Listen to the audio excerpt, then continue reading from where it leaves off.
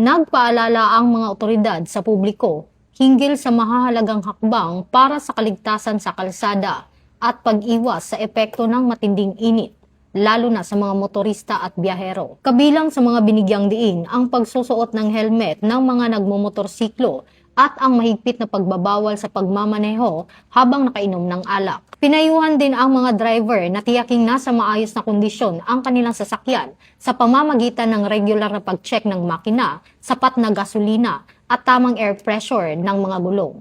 Samantala, kaugnay sa nararanasang mataas na temperatura, pinayuhan ang publiko na iwasan ang paglabas ng bahay mula sa alas 10 ng umaga hanggang alas 4 ng hapon kung kailan matindi ang sikat ng araw. Inirerekomenda rin ang pagsuot ng sombrero o paggamit ng payong bilang proteksyon laban sa init. Ayon sa mga otoridad, mahalagang sundin ang mga paalalang ito upang maiwasan ang aksidente sa kalsada at maprotektahan ang sarili laban sa heat-related illnesses tulad ng heat exhaustion at heat stroke.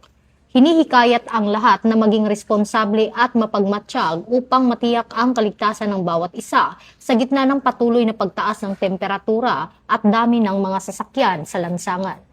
Ito ang bagong PNP para sa bagong Pilipinas, serbisyong mabilis, tapat at nararamdaman.